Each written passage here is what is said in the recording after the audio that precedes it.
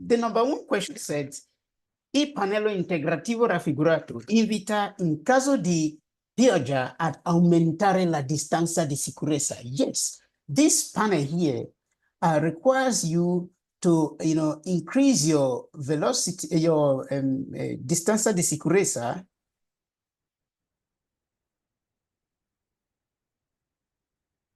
to increase your distanza di sicurezza during rainfall. Because don't forget that during rainfall, especially road where you have this, that is also why most time you see this panel is, added to a danger warning panel, you understand, that requires you to pay attention over the possible slightness of road due to rainfall and, all those things. So yes, it requires you to moderate, to increase your safety distance, because in case you want to stop your vehicle, you might be needing a longer distance than as usual. So the answer is vero. Then number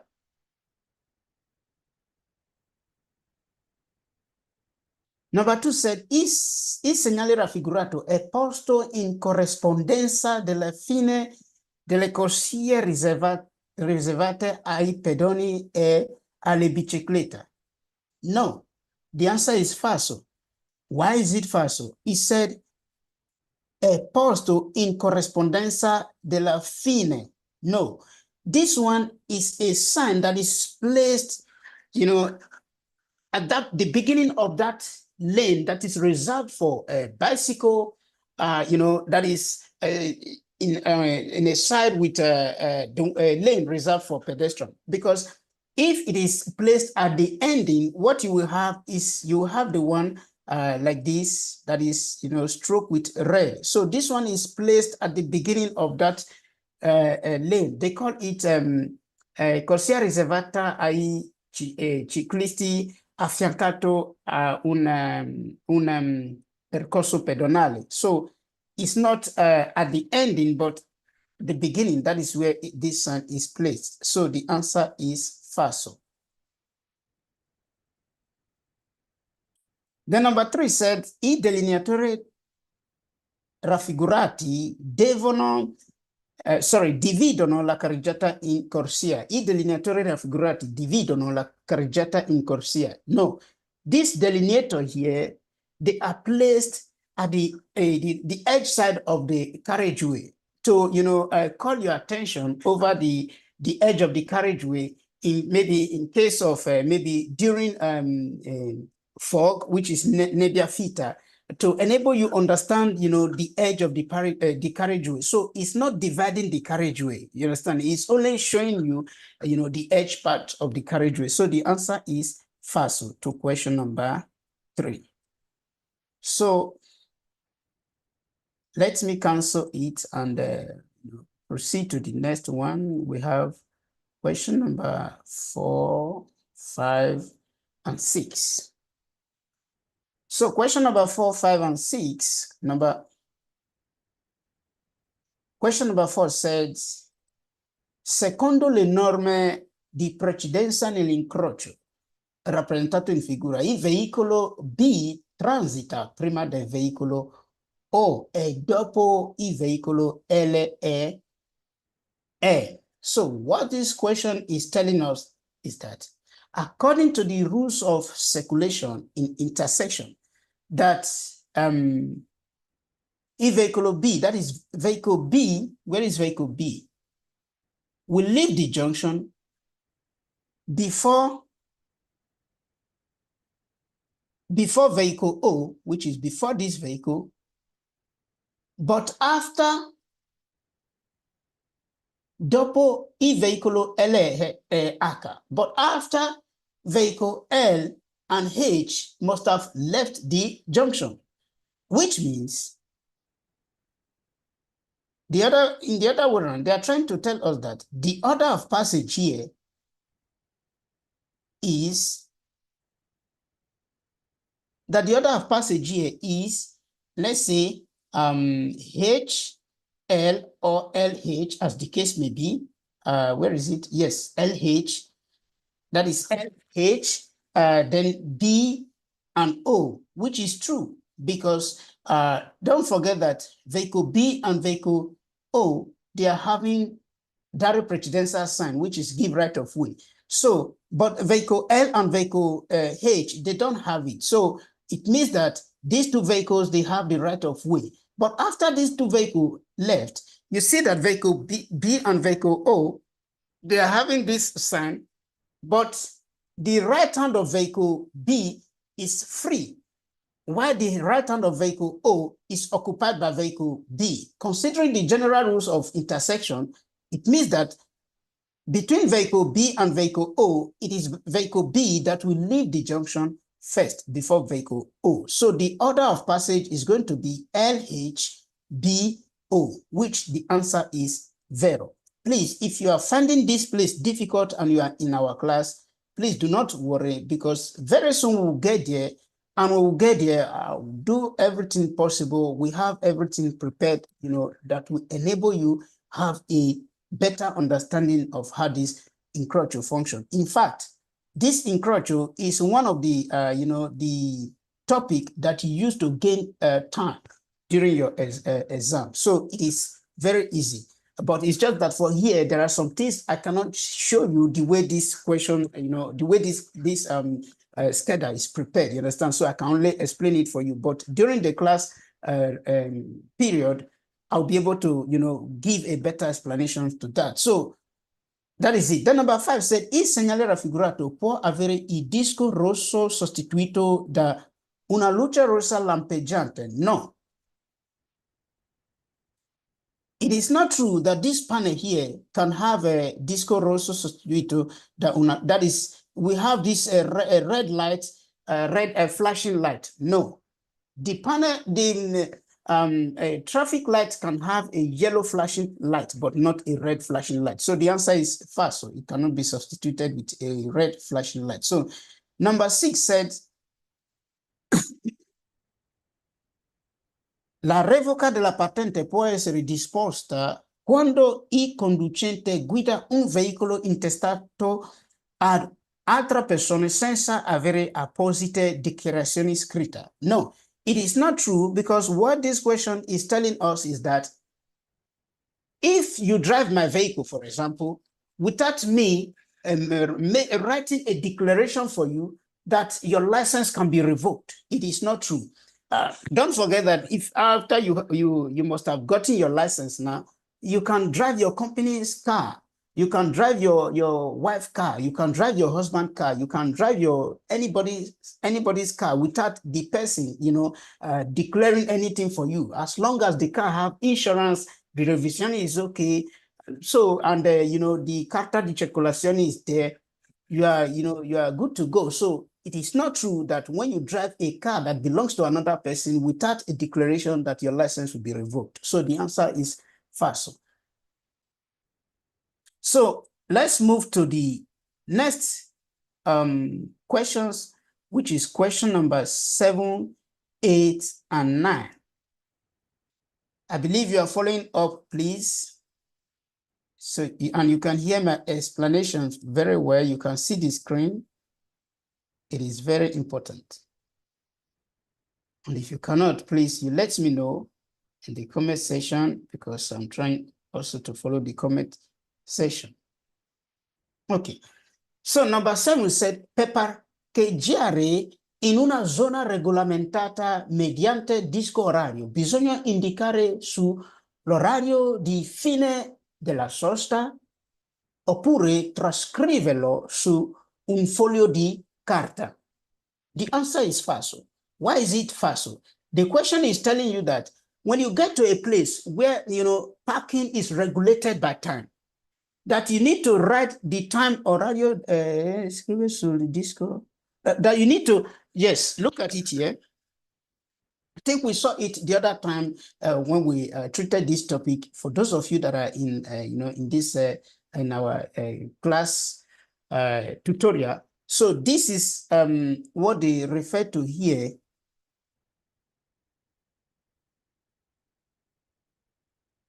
Disco horario. That is it. like me, I think I also told us the other time, I don't normally use this one because what I prefer to do is to write it, just write the time. But what time are you going to write? You write the arrival time. The same thing with this disco radio.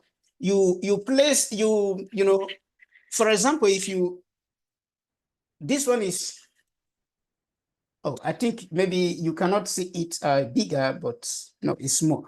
So you place the arrow of it, you know, to the time that you arrived, not the time that you are going to leave. Because how it functions is that if, for example, it's a parking space where you only have the permission to park for 1 hour and you arrive 10 o'clock. So when the vigil, when they come, they will look the time. Oh, it's 10 o'clock. Okay. Now, or maybe it's 10:30, which means that you are having another 30 minutes. So by 11 o'clock, you are supposed to take your vehicle out. But if you write 11 o'clock, how will vigil know if you have been there since 8 o'clock? So that is why you need to write the time that you arrived, not the time that that you are going to leave. You understand? I think somebody once asked a question the other time, because here they told us that, sorry, the question was that, what if by 10 o'clock, or maybe I arrive 10 o'clock and 11 o'clock, I'm not done yet with what I want to do. So what do I have to do? You have to take that your vehicle, you leave the parking space and enter again, you know, to park. You understand? That is how it is. It sounds somehow funny, but that is how it functions. You can't just go there and adjust the time if that is what you are thinking. You can't go there and adjust the time, because what happened? Let's, for example, you get there around 10 o'clock and vigili came there around 10:45. And so vigili already understand that. So you are having 15 minutes. Now you just went there, you turned the time, you know, shifted it to another time. So to vigili, that is to say, this person is, you understand, they will give you fine.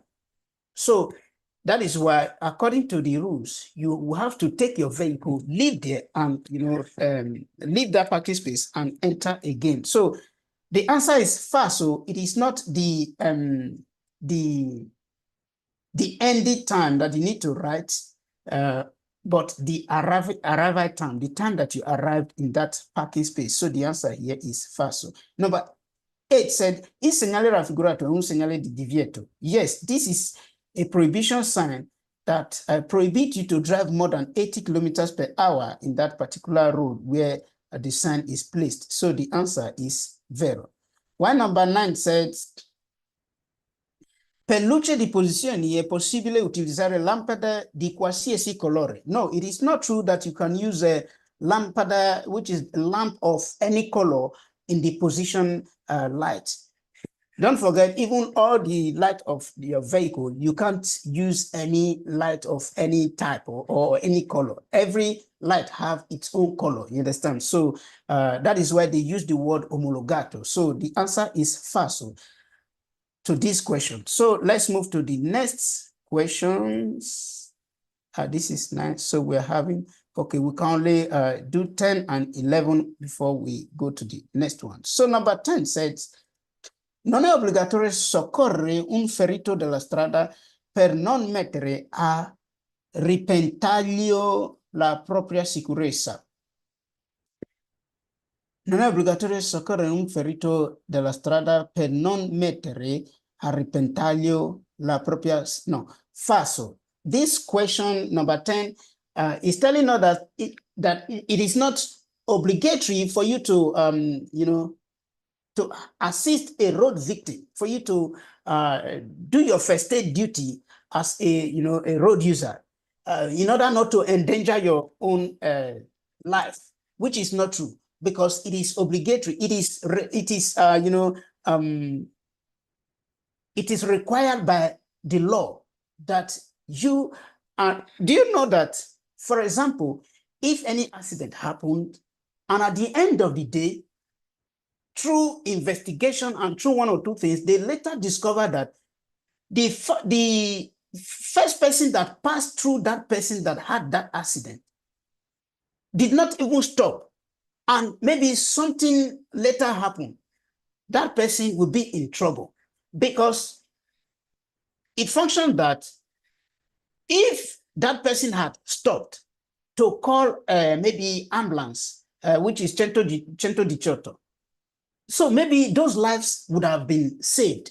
But for the fact that this person refused to stop, so it's a kind of is a part of the the reason why those people could not make it. So that is why that person will have questions to answer. So take note, it is obligatory for you to assist a road victim. It is not something you would like to do or something you would not like to do. It is required by law. So the answer is falso. Number 11 said, per diminuire l'inquinamento dell'aria provocato dai veicoli bisogna controllare spesso la frizione e i differenziali. No. What is inquinamento? Inquinamento means pollution, you understand? Per diminuire l'inquinamento dell'aria provocato dal veicolo means in order to reduce the air pollution provoked by vehicle, that you need to always control, frizione. Frizione is the clutch, as the clutch. Then, and also indifferentially, like this word differentially is something, in English we call it a differential. Is something that is inside the vehicle, precisely inside the gear. This is something that enable the gear to function. For example, if you insert gear 1, it will function according to gear 1. If you insert gear 2, it will function according to gear 2. Gear 3, the same thing. And if you insert a reverse, your vehicle will start moving backwards. So that is the function of this differential or differential. So it is not true that in order for you to control the air pollution provoked by vehicle, that you need to always control that one. No, it is not true. What you need to control is the exhaust system, the type of fuel that you use, and what else again? Yes, whether the exhaust is 40, all those kind of things. So it has nothing to do with friction and also differential. So the answer is falso.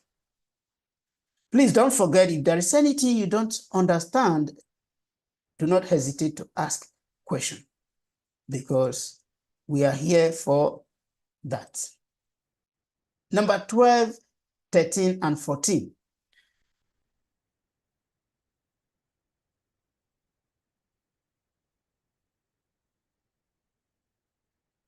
Okay, so yes.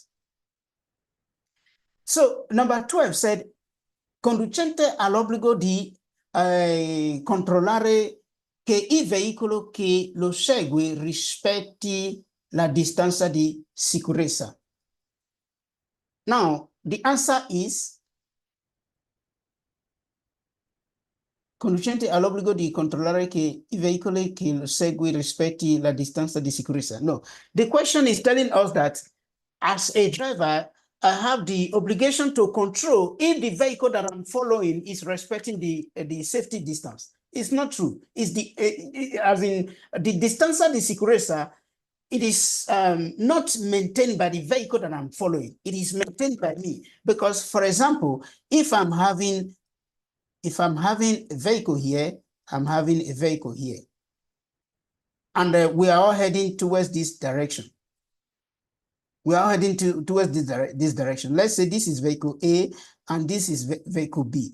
This distance between this vehicle is maintained by vehicle A, because they are heading towards this direction. It's maintained by vehicle A and not vehicle B. You understand? So it is not true that it is the duty of the vehicle that you are following to always ensure that it maintain the safety distance. No. It is your duty to maintain the safety distance from the vehicle that you are following, and not for the vehicle that you are following to maintain the safety distance. So the answer is falso. When number 13 question said, il segnale raffigurato preannuncia una zona riservata ai veicoli dall'aeronautica militare. No, it is not true that this sign pronounces a zone reserved for all those military plane, because this sign is a sign placed in, for example, a place where all those aeroplane, they fly, close to the ground level. For example, an area that is close to airports, because of their, maybe when flight is about to land, and also when flight is about to take off. So they fly close to the ground level. So you need to be careful because of the wind, and also because of their light, and also because of the noise, you understand? So it is not true that it is reserved for all those where military, aeroplane, is reserved for. So the answer is falso. One number 14 said, in presenza del segnale raffigurato è consentito il transito alle treni di massa superiore a 3,5 tonnellate non addebiti al trasporto di persone. No, falso. This sign is a sign that, prohibits all those vehicles that is used to carry goods, that they are more than 3.5 tons. It prohibits them to, access that route. So it is not true that, because like he said here, in presenza del segnale raffigurato è consentito il transito agli autotreni. So like that, for example, in the presence of this sign, all those vehicles that are used to carry load more than 3.5 tons, that the entrance is allowed. No, it is not true. It is not true. But if it was vehicles, maybe, for example, the vehicles that are used to carry human beings, yes, it will be true, because this one prohibits only those ones that are used to carry goods. Let's assume, because they use the word autotrain, let's assume you have a car that is towing caravan.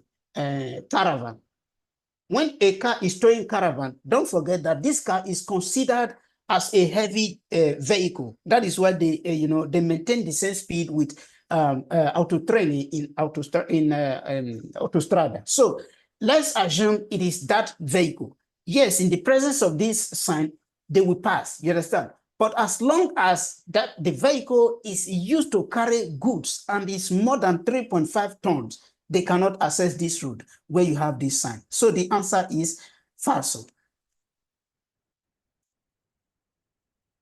Okay, so let's move to the next question. We have 15, 16, and 17. Question number 15, 16, and 17. Number 15 said, il limite massimo di velocità per un autoveicolo fino a 3,5 tonnellate nei centri abitati è di 40 km radio. No, it is not true that all those vehicles, il limite massimo di velocità autoveicolo fino a others vehicles that, they even said fino a 3,5 tonnellate, which no. Inside city, no vehicle, is given the restriction to run 40 kilometers per hour. Generally, it's 50 kilometers per hour for all vehicles. It's just that, like all those macchine agricole, all those ciclomotori, normally, they cannot drive more than, like ciclomotori cannot drive more than 45 kilometers per hour. Macchine agricole, they cannot drive more than 40 kilometers per hour. Not because that the sign prohibit them to drive, more than 40. You understand? It's just that is how they are. So inside inhabited area, the maximum speed generally is 50 kilometers per hour. So this answer is falso. Number 16 said, il segnale raffigurato comporta di dare la precedenza ai veicoli che circolano sulla strada che si incrocia. Il segnale raffigurato comporta di dare la precedenza ai veicoli che circolano sulla strada che si incrocia. Yes, it is true, because this is give a precedence sign or darrell a precedenza sign. It means that when you get to that junction, slow down and give right of way to vehicles that are, coming. If there is vehicle, then you stop. Wait for them to pass before you engage the junction. The answer is vero. Number 17 said, nell'incrocio rappresentato in figura, il veicolo N può concludere la manovra di svolta a sinistra dopo il transito dei veicoli R e A. Veicoli R e A. Può concludere. Yes, it is true, because take note of this question. It said può concludere, which means the vehicle N can conclude the crossing of the road after the passage of vehicle R and vehicle A. Which is true, because vehicle N will have to engage in the middle of this junction to give a right of way to vehicle A. Then by doing so, the right hand of vehicle R will be free. Then vehicle R will leave the junction. Then the right hand of vehicle A will be free. Then vehicle A will leave the junction. Then vehicle N will now conclude the junction. So vehicle N move before and conclude later. You understand? So the answer is vero. As I said, if you're finding challenges in this all these places, just don't worry, join our Zoom classes where we explain all these things better. So let's move to the next question, number 18, 19, and 20. I think it's, yes, 18, 19, and 20.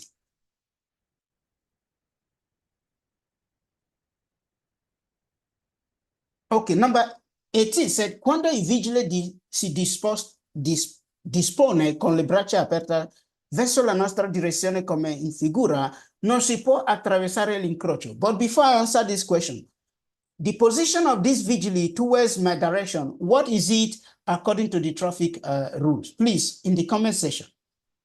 Vigili open its arm stretched towards my direction is this, like this, in image. What does that mean, in any of the intersection? I'm driving towards V, and he or she open his or her hand towards me.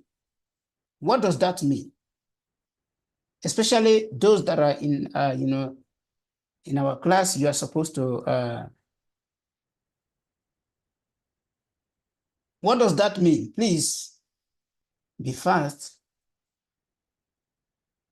I'm still waiting.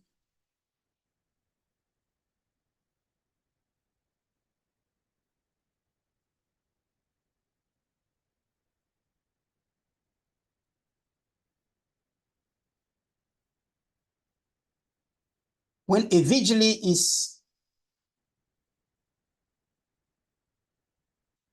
vigili display his or her hand towards my direction like this, what is the meaning?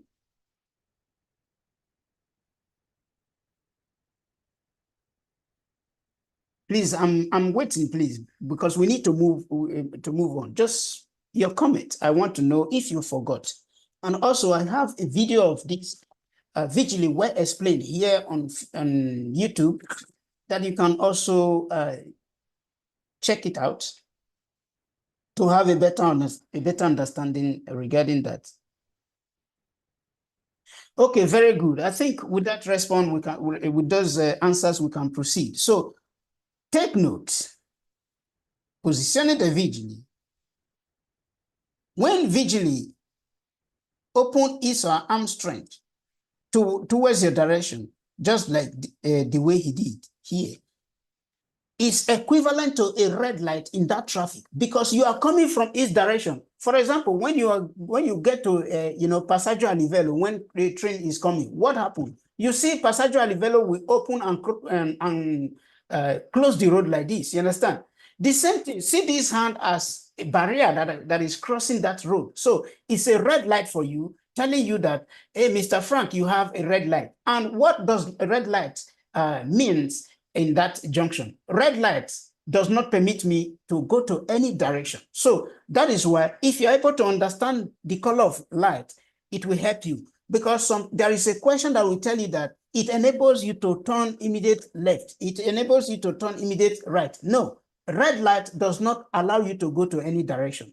is stop. So the position of vigil here for vehicles that are coming from this direction is red. But for those ones that are coming from left and right is green. You understand? So, which means I'm coming from here because he said towards my direction. So, as I'm coming from here, I cannot cross the junction. So, quando il vigile si dispone con le braccia aperte verso le nostre direzioni come in figura, non si può attraversare l'incrocio. Yes, è vero. When vigile open his arm stretched towards my direction like this figure, I cannot cross the junction. Number 19 said, il segnale raffigurato indica l'inizio della circolazione per file parallele. No, it is not true. This sign is not showing the beginning of a parallel circulation. It's telling me that, hey, Mr. Frank, in that next junction that you are approaching, you cannot go straight. You only have two ways that you can go, either to the right or to the left. So it is not, indicating a parallel circulation to me. So the answer is false. So number 20 said, il segnale raffigurato il segnale raffigurato è impiegato su strada che godono del diritto di precedenza. What is the meaning of strada che godono diritto di precedenza? The question is telling us that, let us, because I always tell us, if you are having a sign that is a question that is carrying sign, look into the sign itself. Try to understand something. When you look into the sign, you are looking at picture. Pictures sometimes they speak even if they don't have mouth. So what do we understand from this image? This image here is called dare precedenza a destra e a sinistra. You understand? It means that I have to give right of way to my left road, to vehicles that are coming from my left side, and also vehicles that are coming from my right side. So if this one is a road, you understand? This one is the major road. And this one is the minor road. Then, between this major road and the minor road, the strada che godono il diritto di precedenza is the major road, which is the road that enjoy the right of precedence, the road that enjoy the right of way, the road that, is not obliged to give right of way in that junction, which means that if I am coming from this road, I'm enjoying the right of way, then I don't have to give right of way.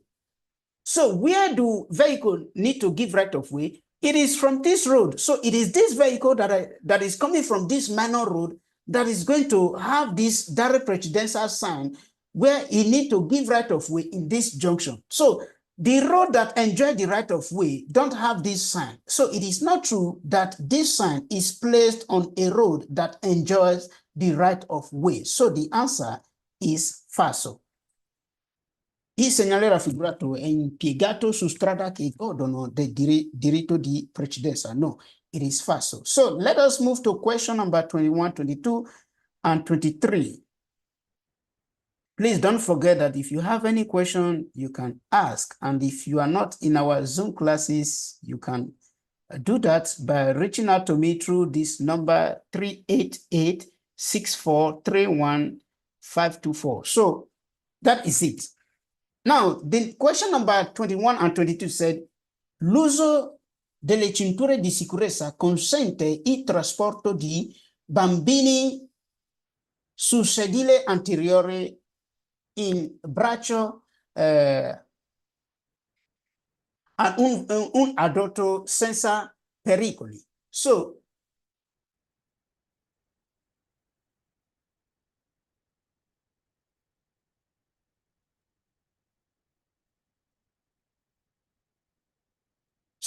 the question is telling me that the use of seat belts allows me to carry a child, on my leg in that front seat. You understand? sedile anteriore. In that front seat, as long as I'm adult, so because I use seatbelt, I can now carry a child on my maybe arms or in my lap, because I use seatbelt. Then without any danger. It is not true. Don't forget that children, you always need to give them their, their seat, their how do they call it, their sistema di ritenuta, pay bambini, you understand? So you cannot carry them in your arms or on your lap because you have used the seatbelt. So the answer is FASO. Even if you like, you can be adult or you can be a child. You cannot carry, anybody on your lap. So without danger, the answer is FASO. Number 22 said, le polizze assicurative contro il rischio dell'incendio del veicolo coprono normalmente solo i danni causati da incendi dolosi, bracket intenzionali, e non quelli provocati da incendi accidentali, in bracket causali. Now, what do we need to understand? Two things I would like us to understand here. In the first case, what is this type of policy? In the comment section, please. Because here is talking about a particular type of policy. Policy is insurance, take note. So what type of insurance is this question talking about? Please, in the comment section, please. What type of insurance is this? It said, la polizza assicurativa contro il rischio dell'incendio. So, because there is a reason why you need to understand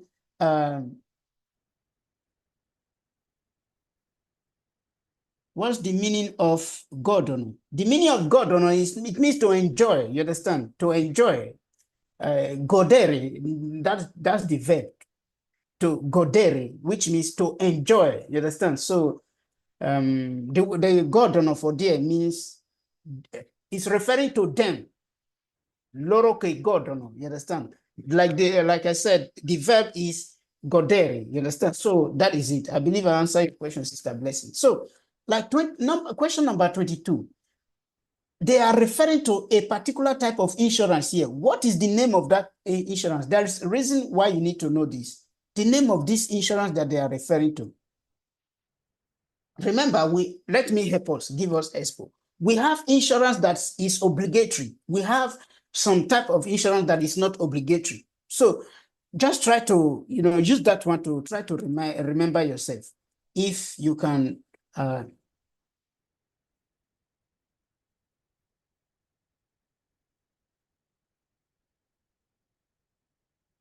okay, so I think the response is not coming. For example, here is number 22 is talking about the type of insurance that is called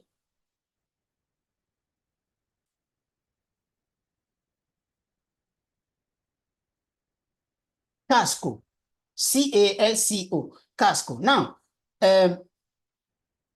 this casco type of insurance is the type of insurance that is not obligatory by law.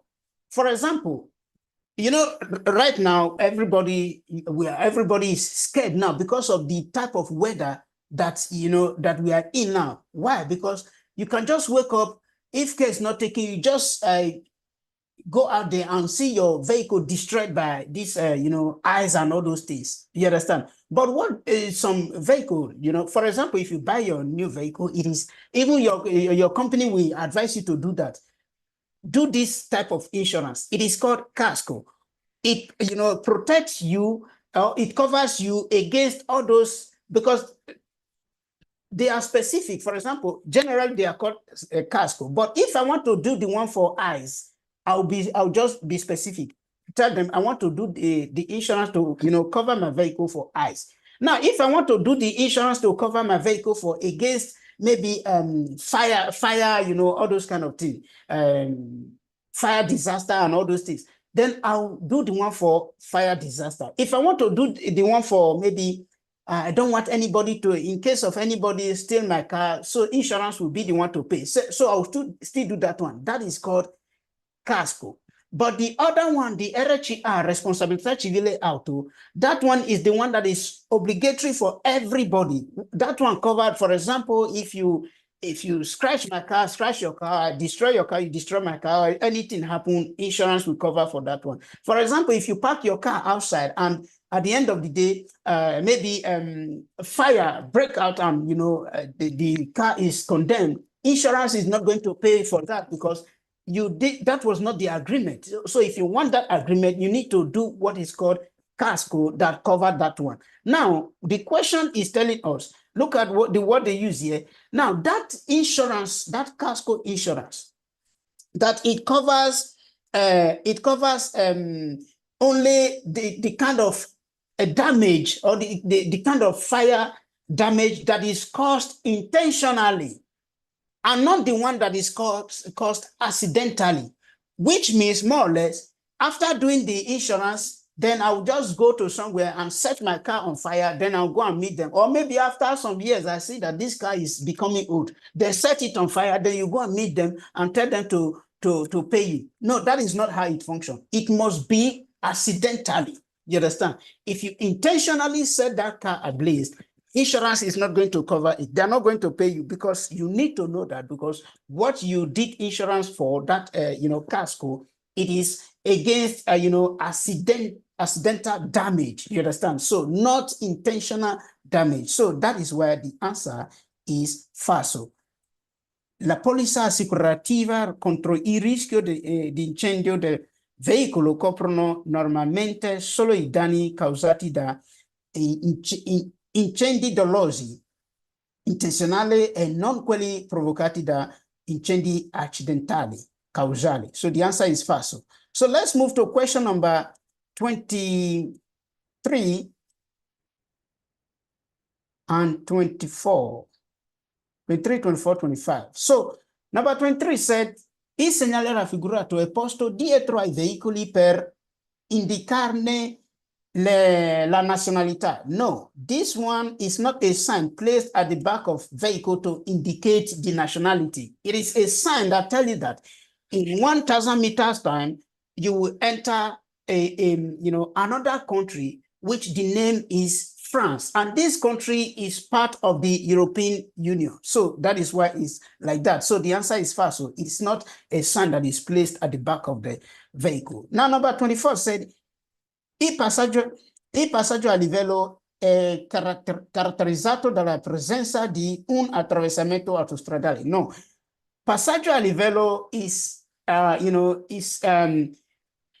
that spot where the train track and the normal road, intersect. You understand? Not autostrada. You don't forget that in autostrada, you don't have a, intersection, on the floor level. So it is not true that passaggio a livello is characterized with, an intersection with autostrada. So the answer is false.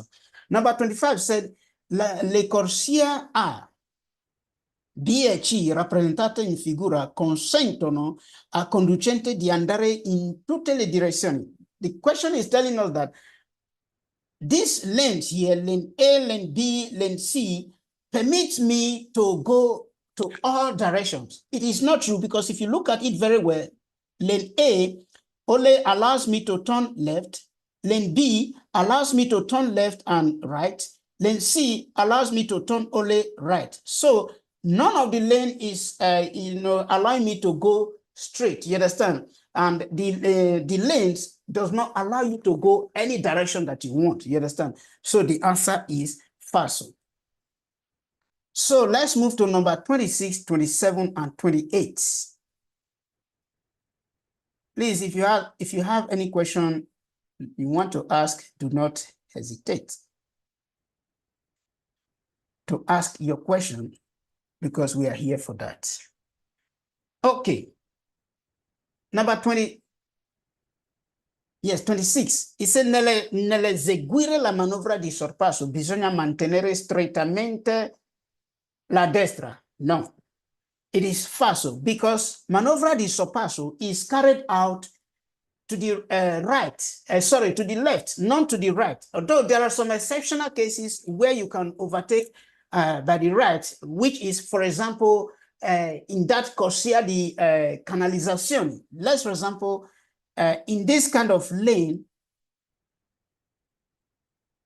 25, this is called corsia di canalizzazione. In this kind of lane, yes, you can overtake vehicle maybe from its right, you understand? So not, that normally the overtaking is carried out by the, strictly by the right. No, the answer is false. Then number 27, he said, in caso di inforsamento su neve o sabbia, non riuscendo a partire con la prima marcia, è opportuno innestare una marcia superiore. Now, what this question is telling us, you remember on top of the gear, no, let me do it like this. On top of the gear, you have one, let's say we have like this, oh, like this. And let's say this one is the reverse. This one is the reverse. Now, we have 1, 2, 3, 4, 5, 6. Now, the question said, in caso di inforsamento su neve o sabbia, non riuscendo a partire con la prima marcia, è opportuno innestare una marcia superiore. For example, normally to move your car, you use gear 1.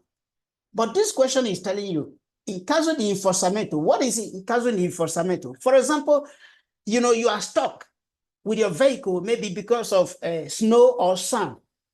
The one we normally call it, sink. When you sink inside a vehicle, inside maybe it can be because of snow or because of sand, all those places where that is not tied, that you are not able to move the vehicle with your first gear, that you should try and make sure you insert a higher gear, which is true. What higher gear are they referring to? Number 1 is the lower gear. You understand?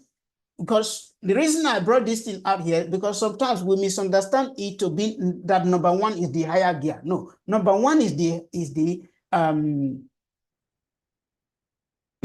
lower gear. You understand? Followed by number 2, number 3, number 4. So if you are unable to move your vehicle in that condition because of snow or sand or whatever, they are advising you to insert the higher gear, which is insert number 2. If you are still unable to move the vehicle, insert number 3.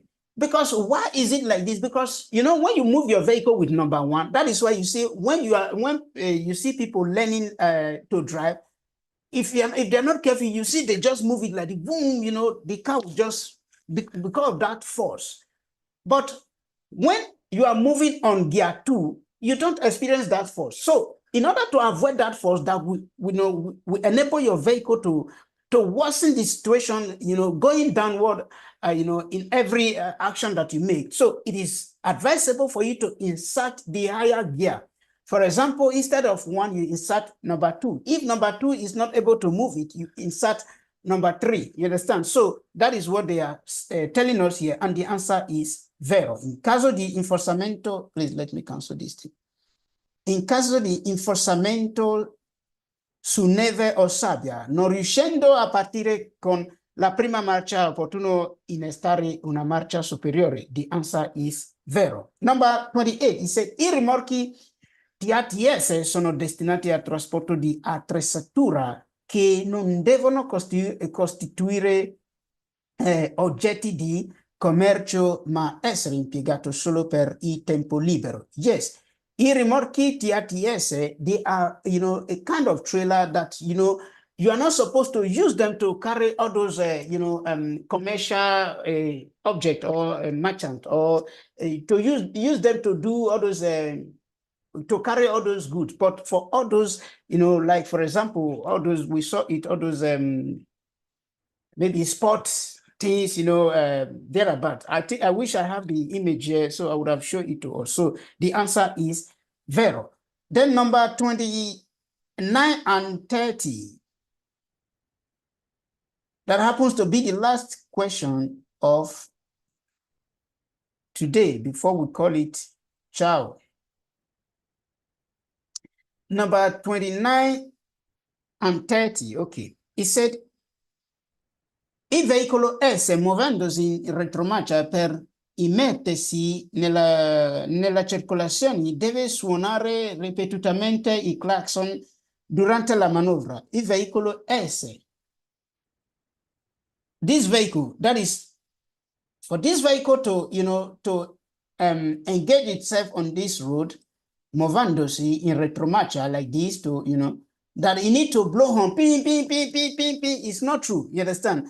What you need to do is to give right of way to the vehicles coming from the both side, but not by blowing horn. No, it is falso. When number 30 said, dopo un incidente, se c'è un principio di incendio del veicolo, in mancanza di estintore si può utilizzare una coperta bagnata per spegnere la fiamma. And the answer is zero. What is it telling us? That after maybe a road accident, now if you notice maybe a flame of fire, in the absence of a fire extinguisher, that you can use a wet clothes to off that fire. The answer is zero. We all know that a wet clothes, a cloth wet with water, not clothes wet with kerosene or fuel. So to off the fire, you understand, in the absence of fire extinguisher. And the answer is zero. So these are the response and the explanation to these questions. I don't know if any of you have question to ask.